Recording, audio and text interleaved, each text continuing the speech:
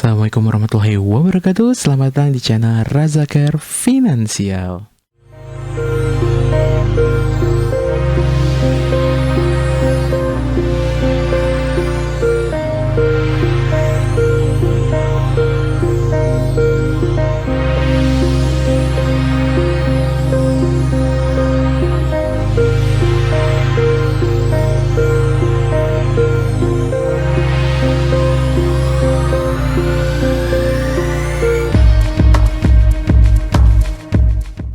Bagi yang baru pertama kali kesini, salam kenal, nama saya Raffi Ahmad Razak, STMAB, AWP, QWP, AIPP, WMI, WBPE, dan ini masih melanjutkan lagi dari seri sertifikasi pasar modal.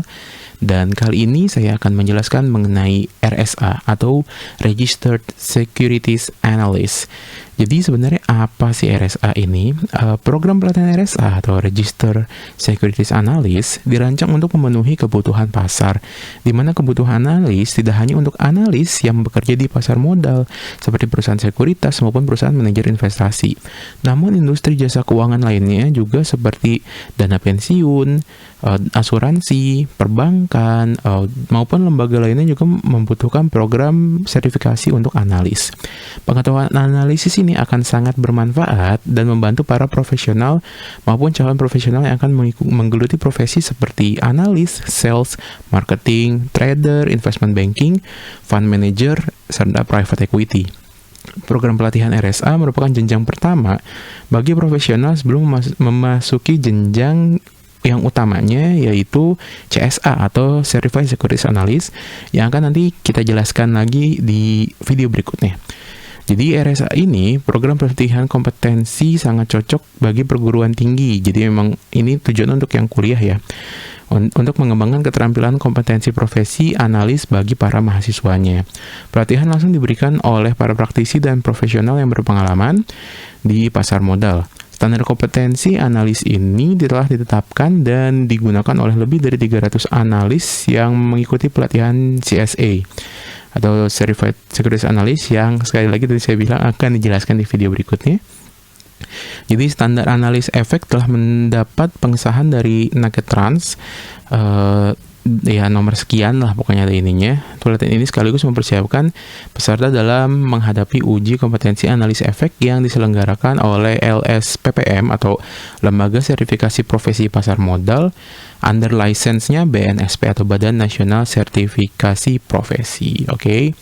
Jadi kalau RSA ini unit kompetensinya itu dia mengumpulkan data yang diperlukan dalam analisis fundamental, mempublikasikan laporan riset, melakukan analisis makroekonomi, melakukan analisis terkait kinerja industri, melakukan analisis efek terkait kinerja keuangan atau emiten atau perusahaan ya bahasa umumnya, mengkonstruksi grafik, dan menganalisis kecenderungan pergerakan harga atau trend dan reversal. Jadi emang agak ada belajar teknikal juga di sini.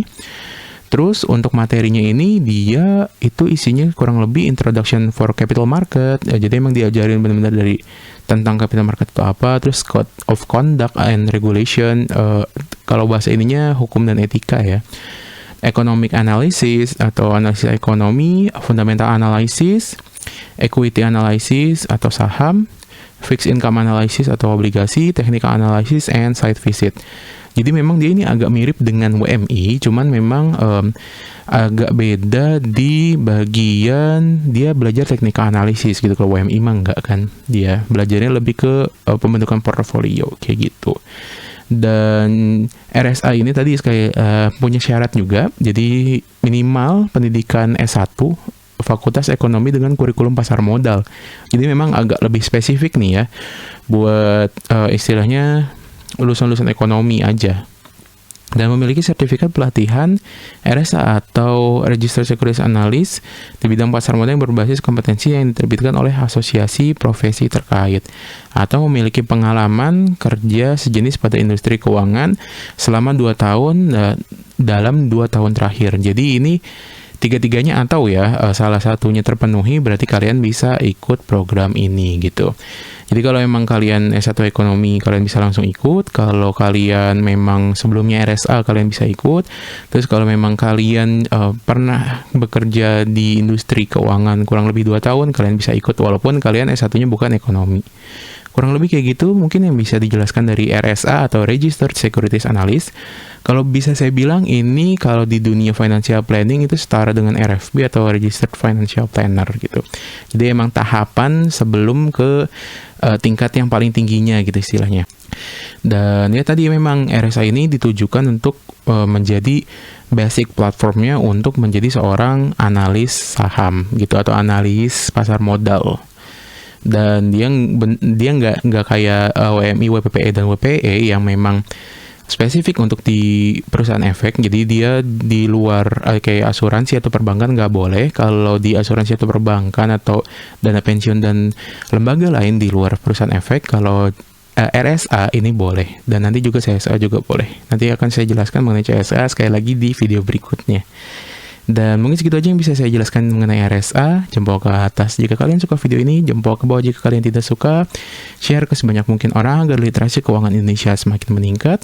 Subscribe channel Razak Finansial agar kami semakin semangat nih membuat konten-konten seputar finansial seperti ini. Dan quotes dari kami, tidak peduli seberapa besar atau kecil pendapatan kalian, yang paling penting adalah bagaimana cara mengatur keuangan agar menjamin masa depan. Ya, segitu aja kali ya. Makasih, nama saya Raffi Ahmad Razak, mewakili Razak Finansial pamit. Assalamualaikum warahmatullahi wabarakatuh.